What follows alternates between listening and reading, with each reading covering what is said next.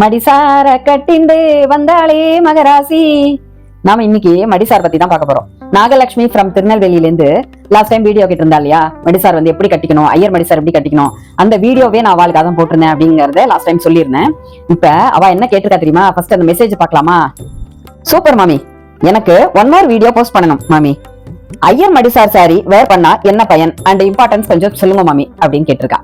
அவளுக்காவே தான் இந்த வீடியோவும் நான் போஸ்ட் பண்றேன். இப்ப ஐயர் மடிசார்னா என்னது, ஐயர்னு இல்ல ஜென்ரலாவே மடிசார்னா என்னது, மடிசார் கட்டினா என்ன பயன், அதுக்கு அதனுடைய இம்பார்ட்டன்ஸ் என்ன, எனக்கு ஓரளவுக்கு கொஞ்சம் தெரியும்.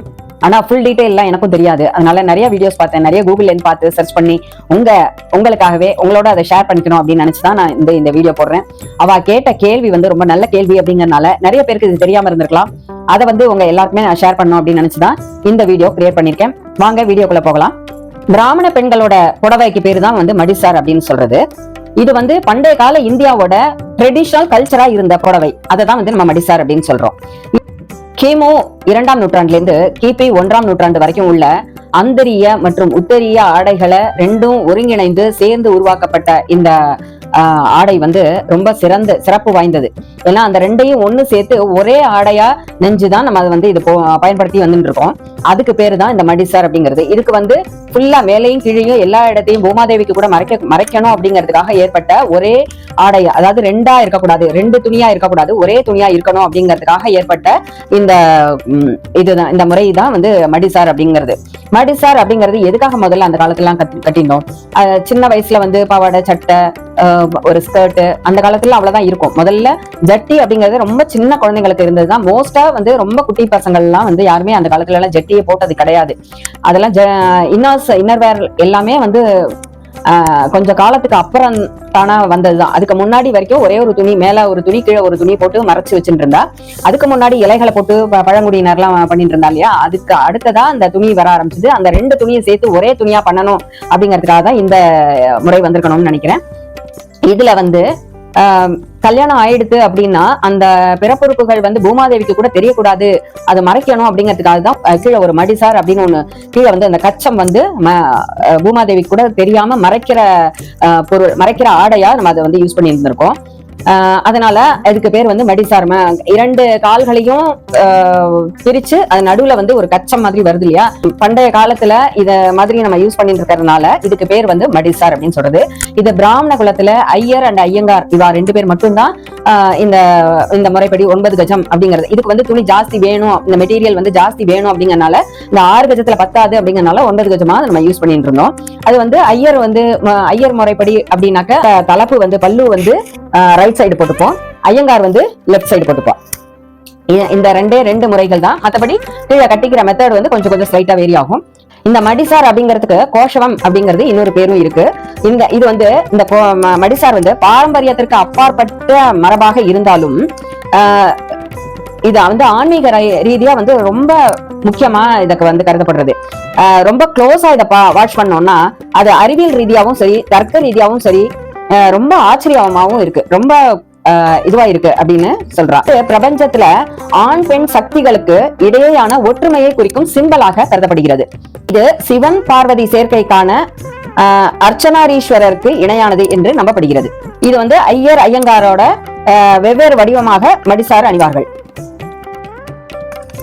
இப்ப ஐயரும் ஐயங்காரும் வேற வேற மாதிரி அணிவா. இது வந்து ஒருத்தர் வந்து ரைட் சைடு, ஐயர் வந்து ரைட் சைடு பல்லு போட்டுப்பா, ஐயங்கார் வந்து லெஃப்ட் சைடு பல்லு போட்டுப்பா. இதுல வந்து ரமா ரங்கராஜ் அப்படிங்கிறவா வந்து எனக்கு 6 கஜத்துல வந்து 9 கஜம் கட்டிக்கலாமா அப்படின்னு போட்டிருக்கா. அவ வந்து ஐயங்கார் 6 கஜத்துல 9 கஜம் கட்டிக்கலாம், ஸ்டிச் பண்ணலாமா அப்படின்னு கூட கேட்டிருக்கா. 6 கஜத்துல 9 கஜம் தைக்கலாம். அது எப்படி தைக்கலாம்? ஐயங்காருக்கு அது போறோம், ஏன்னா அவளுக்கு வந்து பின்னாடி வந்து கொசவம் கிடையாது. ஐயருக்கு வந்து கொசவம் உண்டு, கண்டிப்பா 9 கஜம் வேணும். ஐயங்காருக்கு 9 கஜம் தேவையில்லை, ஆனா பிளவுஸ் இல்லாம 6 கஜம் அப்படின்னா தைக்க முடியாது, கஷ்டம். அதனால பிளவுஸ் ரன்னிங் மெட்டீரியலா வரணும், அதை கட் பண்ணி இருக்க கூடாது. அந்த மாதிரி இருந்ததுன்னா 6 கஜத்திலேயே வித் பிளவுஸ் வித் ரன்னிங் பிளவுஸ்ல இருந்ததுனாக்க அதை வந்து 9 கஜம் தைக்கலாம். அதே இது வந்து கான்ட்ராஸ்ட் பிளவுஸா இருந்ததுன்னா அந்த கொஸ்வா இல்லாம இருந்தா கூட ஒரு கால் ஒரு கலராகவும் இன்னொரு கால் ஒரு கலராகவும் வரும். அதனால பிளவுஸ் வந்து கான்ட்ராஸ்ட் கலர்ல இருந்ததுன்னா தைக்க முடியாது. பிளவுஸ் சில சாரிக்கு வந்து அதே புடவையோட அதே ரன்னிங்லயே வரும் பிளவுஸ். அந்த மாதிரி இருந்ததுனாக்க 6 கஜத்துல 9 கஜம் தைக்கலாம் ஐயங்காருக்கு. மடிசார் அப்படிங்கிறது அந்த காலத்துல எல்லாம் வந்து பட்டு, சின்னாளம் பட்டு அந்த மாதிரி எல்லாம் வந்து இருந்தது. இப்ப வந்து பாலிஸ்டர் காட்டன், பட்டுலேயே silk cotton, Mysore silk, acrylic silk நிறைய வந்தாச்சு இப்போ எல்லாத்துலயும். அதாவது ஈவன் ஈரோடு சாரி, காட்டன் சாரியில கூட 9 yards அப்படிங்கிறது வந்துட்டு யார் வேணா எப்படி வேணா வாங்கி கட்டிக்கலாம் அப்படிங்கிறதுக்கு அவளோட ஆறுகஜ புடவையை பயன்படுத்தியும் கட்டிக்கிறா இல்லையா. அது மாதிரி பாரம்பரியமாக இல்லாட்டாலும் போட்டுக்கிறதுக்கு ஈஸியாவும் கம்ஃபர்டபுளாவும் இருக்கு அப்படிங்கறதுனால யார் வேணாலும் எது வேணாலும் யூஸ் பண்ணலாம் அப்படிங்கிற ட்ரெண்ட் வந்துடுது. அது மாதிரி இந்த மடிசாரி எப்ப கட்டிக்கலாம்? ஆக்சுவலா நம்ம தமிழ் பிராமண பெண்கள் வந்து கல்யாணம் ஆனதுக்கு அப்புறம் தான் இது வந்து ஃபர்ஸ்ட் மடிசார் அப்படிங்கறது கட்டுவா. பிஃபோர் மேரேஜ் கட்ட மாட்டா. பிஃபோர் மேரேஜ் கட்டினா அது வந்து அச்சான்யம் அப்படிங்கிற மாதிரி சொல்லுவா. அதனால கட்டி விட மாட்டா யாருமே. கட்டி கல்யாணத்துக்கு முன்னாடி வந்து 6 கஜம் சாரி வந்து கட்டி பாரு, நிறைய கட்டிக்கோ, அப்பதான் நீ உங்க புக்காத்துல போனா கட்டிக்கலாம் அப்படின்லாம் நிறைய அட்வைஸ் பண்ணுவா. ஆனா 9 கஜம் மட்டும் அது மாதிரி கட்டி பார்க்கலாமா, ட்ரை பண்ணலாமா, கட்டிக்கிறது கத்துக்கலாமா அப்படின்னு கேட்டாலாம் கட்டிக்கிறதுக்கு விட மாட்டா. இப்பெல்லாம் கட்டி கூடாது, எல்லாம் கல்யாணத்துக்கு அப்புறம் தான் கட்டிக்கணும், அது கல்யாணத்துக்கு அப்புறம் கத்துக்கோ அப்படிதான் சொல்லுவா. இதையே இந்த 9 கஜம் புடவையே வேற வேற சமூகத்தினர், அதாவது தெலுங்கா, மாத்வா அந்த மாதிரி இருக்கிறவாளும் இதே அசல் கோஷவம் அப்படிங்கிற அந்த பாணியிலேருந்து வெவ்வேறு புடவை வடிவங்களாக அது வந்து வேற வேற டைப்ல இதே மடிசார் தான் வரும் அவளுக்கும். ஆனா வேற வேற டைப்ல வரும். கட்டிக்கிற விதம் வந்து கொஞ்சம் மாறுதலா இருக்கும். மாத்வாலே 2 டைப்ல இருக்கு, தெலுங்குல 2 டைப்ல வருது. அந்த மாதிரி ஒவ்வொருத்தரும் ஆனா கான்செப்ட் எல்லாருக்குமே இந்த மடிசார் அப்படிங்கிறது கீழே கச்சம் வருது அப்படிங்கிறது தான் கான்செப்ட். அந்த கச்சம் வந்து ஐயங்காருக்கு ஒரு மாதிரியும், ஐயருக்கு ஒரு மாதிரியும், மாத்வாலுக்கு 2 டைப்லயும், தெலுங்காலுக்கு வேற வேற மாதிரி அவளோட பாணியில அவ கட்டிக்கிறான். அதனால இது தமிழ் பிராமணர்களுக்கு மட்டுமே இது உகந்தது. அதனால இதை வந்து மத்த மதத்தினர் நானும் கட்டி பாக்குறேன், நீங்க கட்டிக்கிறது எனக்கும் ஆசையா இருக்கு கட்டிக்கிறேன் அப்படிங்கிறது வந்து சொல்றது. அந்த முறைப்படி எப்படி கட்டிக்கணும், அது கட்டினா அது எப்படி இருக்கணும், நியம நிஷ்டைகள் எப்படி அப்படிங்கறதெல்லாம் தெரியாம அதை கட்டின்றோம்னாக்க பின் விளைவுகள் எப்படி இருக்கும் அப்படிங்கிறது நமக்கு தெரியாது. அதனால இதுல வந்து எனக்கும் இது ஃபுல் டீட்டெயில் எல்லாம் தெரியாது. ஆனா இது கட்டிண்டாலே நமக்கு வந்து நிறைய அது ஆன்மீக ரீதியா நம்மளோட மனசுலயும் சரி, ஆண்கள் பெண்கள் 2 பேருமே குனிஞ்சு நிறைய வேலைகள்லாம் நிறைய அந்த காலத்துல செய்வா இல்லையா. கல்யாணம் ஆனதுக்கு அப்புறம் நிறையவே வேலை இருக்கும். அந்த மாதிரி செய்யும் போது இது வந்து நம்ம இந்த 6 கஜம் புடவைனா கீழே அங்க தொங்கும், கீழே குனிஞ்சு வேலை பார்க்கும்போது அதை இழுத்து மேல சொருகிப்போம். அந்த மாதிரிலாம் கூட நம்ம 9 கஜம் கட்டினா அது ரொம்ப கம்ஃபர்டபுளா இருக்கும். அது எல்லா இடத்துலயும் சொருகியே தான் இருக்கும், பேண்ட் மாதிரி தான் இருக்கும். அதனால உங்களுக்கு ரொம்ப கம்ஃபர்டபுளா இருக்கும், ரொம்ப ஈஸியா இருக்கும். வேலை செய்யறதுக்கு இழுத்து சொருகிக்கணும்னு அவசியமே கிடையாது. தலைப்பை இழுத்து சொருகிக்காம நம்மளால அது வந்து வேலையே செய்ய முடியாது. நம்ம வந்து இந்த பக்கம் போட்டுக்கும் போது நம்ம இழுத்து தலைப்பை சொருகின்றதுக்கு அப்புறம் தான் நம்ம வேலையே வெளியே போவோம். அதனால அது ரொம்ப கம்ஃபர்டபுளா இருக்கும். அது வந்து இப்ப 6 கஜம் கட்டினா அப்படியே அந்த இதெல்லாம் பின் பண்ணிக்கிறோம், அந்த தலைப்பு இழுத்து சொரிக்கணும், அந்த மாதிரி கீழே ஃபிளீட்ஸ் வருது இல்லையா, அந்த ஃபிளீட்ஸ் இழுத்து சொரிக்கணும், அந்த மாதிரிலாம் கிடையவே கிடையாது. இந்த ஐயரோடது ஐயங்காரோடதுல கீழே பேண்ட் மாதிரியே தான் வரும்.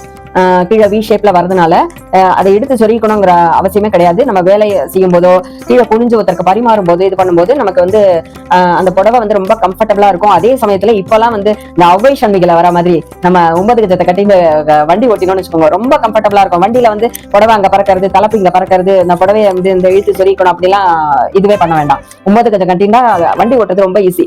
அதே இது வந்து பெரிய வண்டி பைக் ஓட்டினா கூட காலை இழுத்து, பேண்ட் தானே போட்டு இருக்கோம், பேண்ட் மாதிரி தானே இருக்கும், காலை இழுத்து ஜம்முன்னு வெளியில போட்டு சூப்பரா வண்டி ஓட்டலாம். இந்த 9 கஜத்தை எப்பெல்லாம் நம்ம பயன்படுத்துறோம்? ஒரு வந்து பண்டிகை நாள், சீமந்தம், கல்யாணம், யாராவது இறந்து போன வீட்டுல அந்த 10 நாளும் இது கட்டிட்டு வேலை செய்யறது, அந்த இறப்பு காரியங்களுக்காக உள்ள வேலைகளுக்கெல்லாம் செய்யறது, இந்த மாதிரி ஒரு பூஜை அந்த மாதிரி இதுக்கெல்லாம் வந்து நம்ம இது நிறைய யூஸ் பண்றோம். முந்தைய நாள் எல்லாம் வந்து ரெகுலராவே கட்டிட்டு இருந்தா அவெல்லாம் வந்து கல்யாணம் ஆயிடுது அப்படின்னாலே ரெகுலராவே 9 கஜம் தான் கட்டிப்பா. இப்ப அது வந்து ரொம்ப ரேர் ஆயிடுது. இப்ப வந்து 9 கஜம் கட்டிக்கிறது அப்படிங்கிறது ஒரு பண்டிகை நாள், கல்யாணம், சீமந்தம், இந்த மாதிரி இறப்பு காரியங்கள், இந்த மாதிரி காரியத்துக்கு மட்டும் தான் நம்ம அதை யூஸ் பண்றோம். அதனால ரொம்ப ரேர் அப்படிங்கிற மாதிரி ஆயிடுது. அதனால என்ன ஆயிடுது, அந்த காலத்துல எல்லாம் டெய்லி கட்டிக்கிறவா இருப்பா இல்லையா, அவளை பார்த்தே அடுத்த ஜெனரேஷனுக்கு வந்து அவ கட்டிக்கிறத பார்த்தாலே நம்ம கத்துக்கலாம். ரொம்ப ஈஸி, நம்ம கட்டி பார்க்கணும்னு அவசியமே கிடையாது. அவ கட்டிக்கிறத பார்த்தாலே அப்படிங்கலாம் கட்டிக்கலாம். நான் எல்லாம் அப்படிதான் கத்தினேன். எனக்கு வந்து எப்படி 9 கஜம் தெரியும், எனக்கு யாரும் சொல்லி எல்லாம் கொடுக்கல. எனக்கு வந்து எங்க அத்தை, அதே மாதிரி எங்க பெரியப்பாவோட சிஸ்டர், அவ எல்லாருமே ஆத்திலேயே இருந்ததுனால அந்த நாள்ல எல்லாருமே 9 கஜம் தான் கட்டிட்டு இருந்தா. அவளுக்கு முடியாத போது பெட் ரிட்டர்ன் ஆயிருக்கும் போதோ இல்ல இப்பெல்லாம் வந்து நைட்டி எல்லாம் வந்துட்டு, அந்த காலத்துல அதெல்லாம் கிடையாது. எவ்வளவு முடியாட்டாலும் அவளை நிக்க வச்சு அவளை குளிப்பாட்டி அவளுக்கு நெயில்ஸ் எல்லாம் கட் பண்ணி விட்டு, எங்க பாட்டிக்கு எங்க அம்மாவோட அம்மா, அது மாதிரி எங்க அத்தைகள் யாரா இருந்தாலும் சரி, அந்த காலத்துல ரொம்ப பெட்ரிட்டான். எங்க பாட்டி தான் ரொம்ப பெட்ரிட்டானா, 25 வருஷம் பெட்ரிட்டானா இருந்தா. அவளுக்கு எல்லாம் வந்து நாங்க எல்லா பேரும் பேத்திகள் எல்லாருமே வந்து ஹெல்ப் பண்ணுவோம். நெயில்ஸ் எல்லாம் கட் பண்ணி விட்டு அவளை நிக்க வச்சு குளிப்பாட்டி விட்டு உடம்பெல்லாம் தேய்ச்சி விட்டு எல்லாமே பண்ணுவோம். அப்ப புடவையும் கட்டி விடுவோம். அப்ப வந்து எப்படி கட்டணும் அப்படிங்கறதெல்லாம் அவ சொல்லுவா.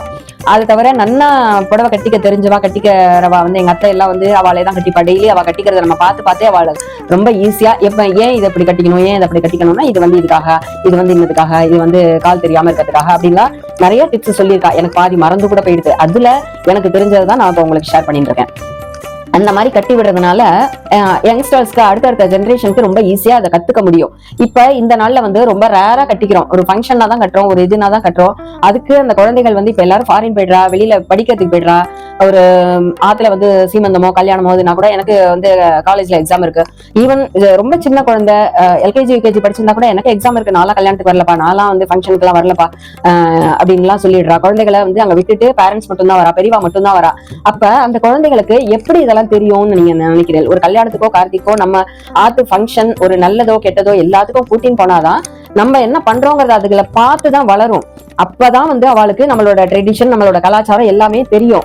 இப்ப நம்ம வந்து அந்த மாதிரி தெரியாததுனால இப்ப நம்மளும் வந்து எல்லாருமே 6 கஜம் தான் கட்டுறோம், டெய்லி வேற 6 கஜம் தான் கட்டுறோம். அப்ப 9 yards அப்படிங்கிறது எப்படி கட்டிக்கணுங்கிறது அடுத்த ஜெனரேஷனுக்கு எப்படி தெரியும்?